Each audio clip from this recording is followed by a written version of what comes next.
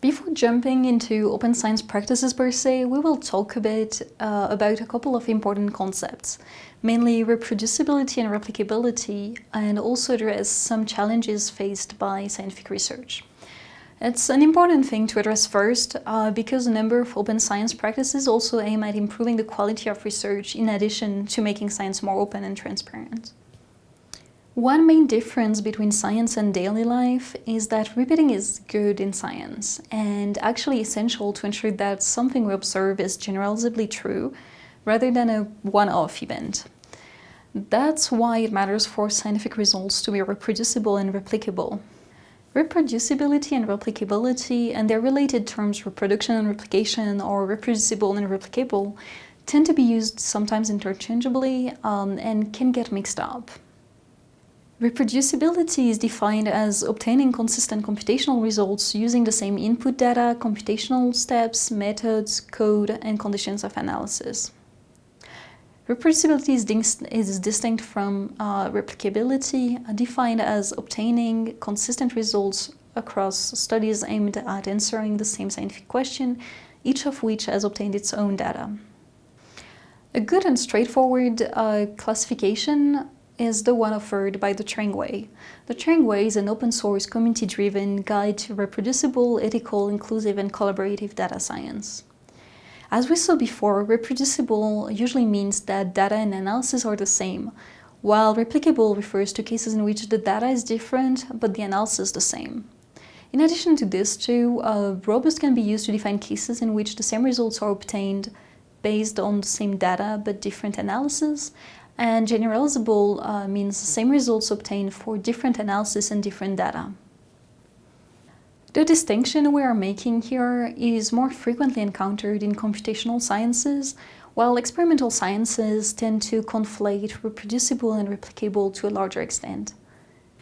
By our definition, a study is reproducible when the same results can be obtained again using the same code and data. Estimating how much of the scientific record is actually reproducible is extremely difficult. So the next best thing, as an indication of how little is reproducible in a field, can be done by looking at meta-analysis. So for a study to be reproducible, it needs to have both its data and code available. And those are two things that researchers look for when they are running meta-analysis. So that's how meta-analysis can usually provide a rough hunch about how frequently studies are not reproducible in a given field. Reproducibility itself can come in degrees. Paul Dirac and colleagues have suggested levels of reproducibility for computational models, which correspond to different epistemic virtue. At a first level, using the same code and implementation and the same parameters allows to check the results reported. Using the same code or implementation but different parameters allows to check for robustness of the results. And finally, using the same logic but a different code or implementation allows to assess generalizability of results. Now, there are a lot of reasons that should make you want to work reproducibly, but I'll just go through 5 of them as they were proposed by Florian Markowitz. If you're interested in hearing a more developed version of these reasons, there are links to both the full-length paper and the talk presenting them. Both the paper and talk are pretty engaging and include Markowitz's own experience. So now on to the reasons. Reasons number 1, working reproducibly helps avoid disaster because it makes it possible to spot mistakes. And there are actually a number of controversies in science that could have been prevented if data had been provided and checked before publication. Reason number 2, it makes it easier to write papers and especially to spot mistakes, as the analysis can be checked easily by all collaborators. Reason number 3, it helps reviewers see it your way. Reviewers are also, in this case, able to see for themselves your analysis and base their opinion on it. Reason number 4, working reproducibly enables continuity of your work, both for yourself and when working with collaborators. It is easy to forget details of different projects, and working reproducibly ensures that you do not lose any important information. It also makes it easy, for instance, for newcomers to a project to catch up. And ultimately, it can also save you a lot of time. Finally, reason number 5, it helps you build your reputation. If you constantly provide reproducible analysis as part of your work, it helps build your reputation as an honest and careful researcher. So now on to replicability, which means that similar results can be obtained on new, different data. One important difference is between what is called an exact replication and a conceptual replication. Exact replication means that you are using methods as close as possible to the original ones. By contrast, a conceptual replication usually aims to replicate an effect but using different methods. Different methods can mean, for instance, using a different design or a different population. There are also a number of more detailed terms which can be used in different subfields, and for instance, biology has different terms depending on characteristics, like whether you are using the same species or not. Now, there have been a number of large-scale replication projects, which means attempts at exact replications, which usually involve large sample size by pooling a number of experimental labs together. Large sample size ensure that you have enough statistical power. So in other words, it allows you to rule out that you don't see an effect only because you didn't have enough participants. At the moment, there have been a number of such projects, and most of them attempt to replicate results from experimental psychology. For instance, that's the case of Minilabs 1 to 5. There has been a few initiatives at replicating experiments from other fields, including social sciences and economics. These 5 replication projects you can see here selected a number of well-published studies and tried to replicate them. Such replication projects involved a large number of independent labs working together to provide the infrastructure and logistics required by the replication. In particular, these projects tend to require a large number of participants because they test several experiments at a time, and sample sizes are determined by a priori poor calculations. If sample sizes are too small, studies can be underpowered and then produce a lack of effect only due to this small number of participants. One main result of these projects is that they consistently had lower replication rates than what could have been expected. A replication rate refers to the proportion of the studies tested which replicated successfully. And the most common definition of a successful replication, which is the one we're adopting here, is that the replication study yielded a significant effect in the same direction as the original study did. The different studies we'll mention here had replication rates varying between 36% for the very first large-scale replication project, which was reported in the paper estimating the reproducibility of psychological sciences, to around 76% for Minilabs 1. Minilabs 2 and replication projects in social sciences and economics respectively scored replication rates of 54%, 62%, and 61%. The effect sizes recorded were also frequently smaller than the ones from the original studies. Overall, the series of studies not replicating or replicating less than was expected was one of the main events that started the so-called replication crisis, at least for psychology, and this crisis has been ongoing since 2012-2013. Now, some of these initiatives are partly good because they allow for much larger sample sizes than investigations from single labs. And it is actually especially crucial for fields or disciplines in which sample sizes are usually pretty small. For instance, in the case of developmental psychology, which recruits infants, or for comparative psychology, which in the example we're going to talk about recruits non-human primates. Those 2 replication projects are respectively named Many Babies and Many Primates. And both projects pool resources from many labs to attempt replications of key studies in their field and also try to establish best practices standards. That being said, there are a number of misunderstandings on what replications are and are not. And the first thing is that there are in no way a definitive answers about given theories. Replication rates are properties of distributions of studies, so it is to be expected that even if an effect is true, it would show substantial variation in the results it yields during a series of experiments. Ultimately, it is especially difficult to interpret what a failure to replicate means exactly. There's also the possibility to optimize replicability without increasing the true value of your studies.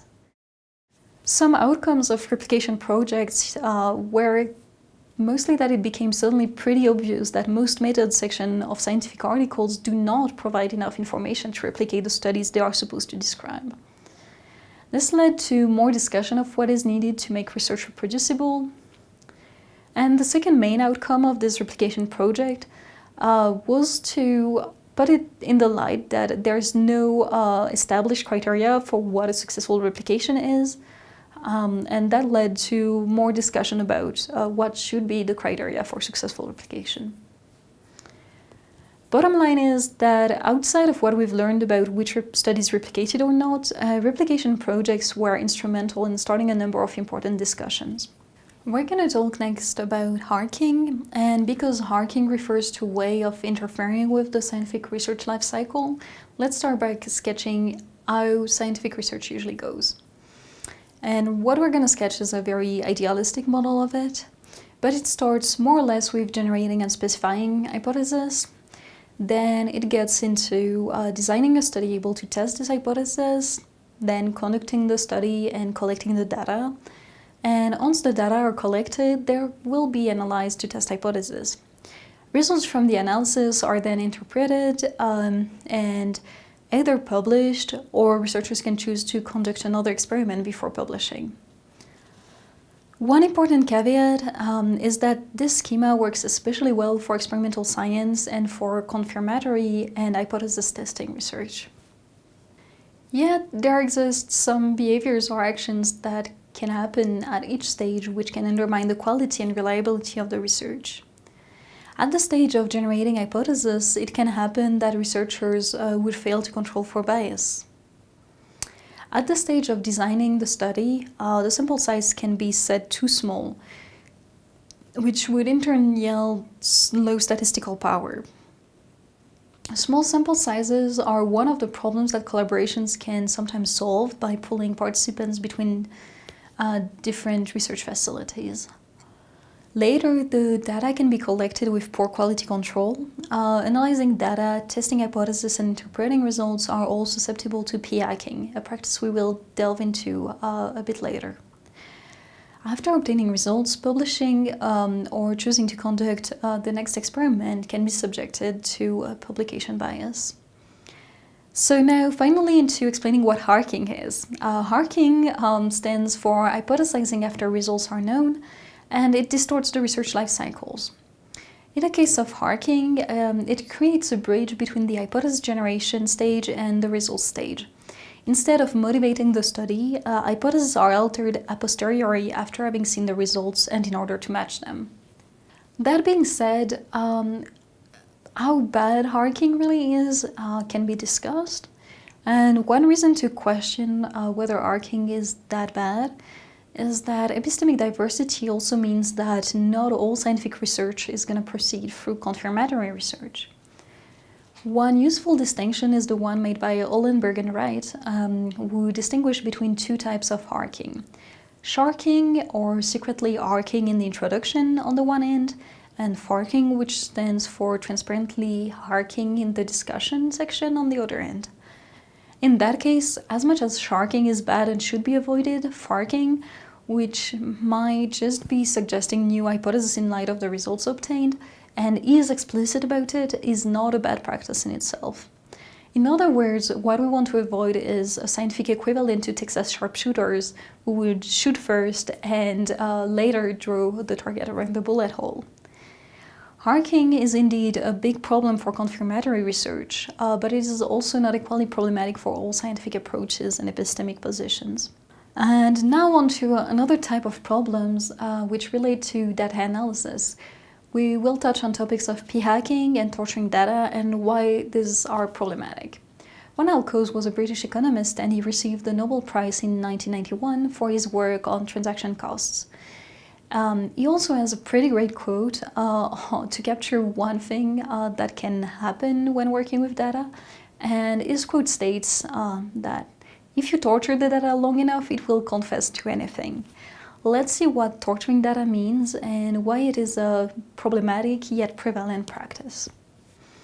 P-hacking is defined as manipulating data to reach a given p-value, usually to get under 0.05, which is a threshold for statistical significance in a number of fields. Having a p-value under this threshold allows to claim having non-null positive results, which in turn matter to getting your work published.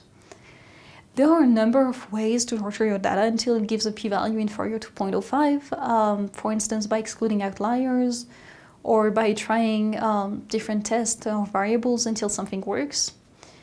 And here saying something works means that it will give a p-value under the significance threshold. Stopping data collection at the right moment is also an option. So in this last case, the researcher peeks at the data and checks the p-value during data collection and decides to stop data collection once the experiment reaches the desired value. Finally, the roots of p-hacking basically hide in the numerous and disclosed degrees of freedom that researchers have with regards to how they run their statistical analysis. Finally, one last practice which undermines the robustness of the scientific record is more a set of practice. And it's a set usually called questionable research practices, or QRPs. P-hacking and hacking are often considered parts of questionable research practices. In 2012, a study was published which attempted to measure the prevalence of questionable research practices, or QRPs. QRPs encompass fairly large diversity of practices, which I will sketch now. These practices have very different levels of acceptability, but they are overall recognized to lower the quality of research. The way to evaluate the prevalence of touchy topics like this one is usually done by asking participants, so in our case psychologists, how often they resort to the specific practices or behavior, but also asking them to estimate how often others around them would do the various things you list. Now, in more details, the dark gray bar represent the frequency at which participants admitted being engaged in the behavior, so that's the so-called self-admission rate. Then the white bars represent the mean of the prevalence estimate. Prevalence estimates were obtained by asking each participant what they thought the percentage of older psychologists who had engaged in each behavior was. And finally, participants were also asked, among those psychologists who had engaged in each behavior, what is the percentage that would admit to having done so? This last admission estimate was then used to calculate a prevalence estimate by dividing the self-admission rate by the admission estimate. The percentages featured on the graph are a geometric mean of the three types of estimates, so they basically pull the information of all those three methods. One first set of QRPs relate to selective or partial reporting. In these cases, researchers might report only a subset of the dependent variables, which is the failing to report all dependent measures item. Or researchers might report only a subset of the conditions they actually collected data on, which is the item failing to report all conditions. Or they can also report only a subset of the studies they ran, which is the behavior selectively reporting studies that worked here. These behaviors respectively get pooled estimate of 78, 42, and 67%. Selection of what to report is usually made in a way that selects significant results over non-significant ones, and in turn that produces a biased research record. Now, another type of QRP is to tamper with stopping rules in order to obtain a significant result. Collecting more data after seeing whether results were significant, or stopping data collection after achieving the desired results, are both ways to tamper with stopping rules and sample size. These behaviors are respectively estimated to occur at percentages around 72% and 36%. Taking this type of liberty with stopping rules violates assumptions of frequentist statistical tests and is assumed to make them wonky. The item claiming to have predicted an unexpected finding is basically hacking. As we have seen previously, that's pretty much its definition, and it is estimated around 54%. Finally, one extreme of questionable research practices, falsifying data, is outright fraud. The pooled estimate for it is at 9%. As we have seen, QRPs pertain the whole research life cycle, and especially the steps of data collection, analysis, and reporting. All the practices we've seen so far, hacking, p-hacking, and the more general set of questionable research practices, harm science. because they make the scientific record less robust, but also because they erode the public's trust in science. So the question remains, why are they so prevalent? Currently, the incentives in scientific research are biased in favor of new experiments and new ideas, in a form of neophilia. Conceptual replications also tend to be preferred to exact replications, and significant results to null results. As you might already have noticed, this echoes what the different QRPs aimed at producing papers that are published, often by reporting only significant results. Not publishing studies who don't fit this criteria is referred to as the file drawer problem, in reference to the place where studies that don't get published end up. Consequences of the file drawer problem are inefficiencies in research. Some other team might have already tried the study you want to run and discovered, for a reason or another, that it cannot work. Yet, if their work isn't published or at least publicly accessible, you probably won't know about it and might end up using resources pursuing a dead end. Overall, the file drawer problem also means that the scientific record is pretty severely biased. Research is currently evaluated by a number of actors, including funding agencies and hiring committees, mostly through publication-based metrics. I will quickly introduce the three most commonly used ones. So first, impact factor. The impact factor is a journal-level metrics. It is attributed to a scientific journal, and it is defined as reflecting the yearly average number of citations received by articles published in the last 2 years in said journal. Second, the number of citations received either by individual article or pooled by researcher is also very often used as an important metric in evaluating research. And the last metric I'll introduce now is the H-index or Hirsch index. The H-index is defined as the maximum value of H, such that the given author has published H papers that have been each cited at least H times. There are a number of problems with these metrics. First, they are all highly domain-specific and to some extent unfair.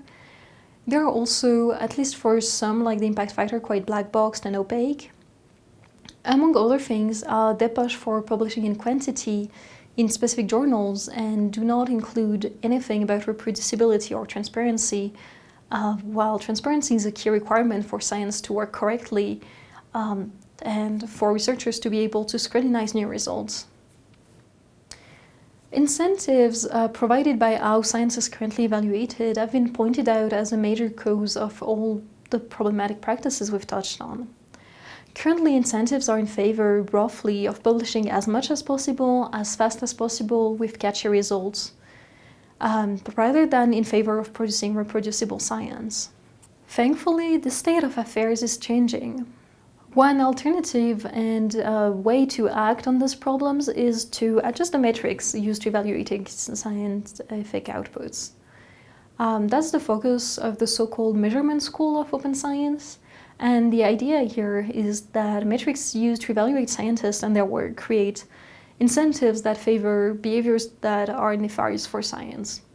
By changing the metrics used for evaluation, we can change the incentives scientists face and their behaviors in favor of more open, transparent, and reproducible science. We'll now go through two initiatives to reform evaluation metrics, the Leiden Manifesto and the San Francisco Declaration on Research Assessment, or DORA. The Leiden Principles for Research Metrics were published as a comment in Nature on 22nd of April 2015.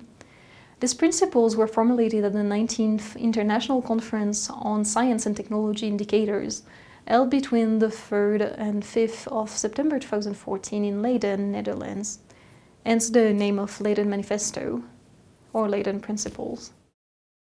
The Leiden Manifesto proposes 10 principles for what research metrics should be like if they were adapted to fit open and reproducible science. The goal here is to reform evaluation metrics in a way that allows them to favor open and robust science, by contrast with the current system which favors publication in high-impact factor journals. So now on to those principles. One, the quantitative evaluation, meaning the metrics themselves should support qualitative expert assessment. They should reflect the quality of the paper as it would be evaluated by other researchers.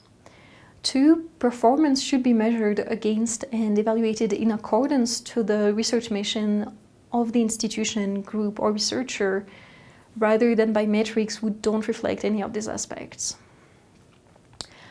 3, metrics should allow to protect excellence in locally relevant research. This departs from current use of metrics that apply equally and pretty unfairly to different fields and geographic areas. 4, data collection and analytical processes should be kept open, transparent, and simple. In other words, it should be transparent and possible for everyone to know and understand how are these research metrics computed, from which data they are computed, and how were the data used to compute this research metrics collected. 5, those who are evaluated should be allowed to verify data and analysis. This is especially in contrast with the current commonly used impact factor, whose calculation is usually black boxed. 6, research metrics should account for variation by field in publication citation practices. Currently, impact factors and citation rates don't take into account the fact that they are highly domain-specific. Some disciplinary journals with the highest impact factor in their own discipline might still have impact factors considered as pretty small for other fields. 7, the assessment of individual researchers should be based on a qualitative judgment of their portfolio rather than on quantitative metrics. 8, metrics should avoid misplaced concreteness and false precision, which are conveyed by numbers like the impact factor. 9, it should be recognized that assessment and indicators have systemic effects. They have consequences on a diversity of things, but first and foremost, they determine which practices might be more or less adopted by researchers. Finally, 10, indicators should remain under scrutiny and updated when necessary. They shouldn't be set in stone, but regularly evaluated and changed depending on their effects. Another initiative to reform the evaluation of scientific research and of researchers' incentives is the San Francisco Declaration on Research Assessment, or DORA.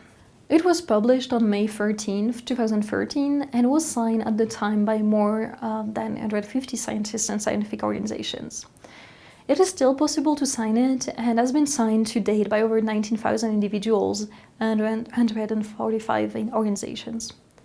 The general recommendation made by DORA is to not use journal-based metrics, such as journal impact factors, as a surrogate measure of the quality of individual research articles, nor to assess an individual scientist's contribution, nor in hiring, promotion, or funding decisions.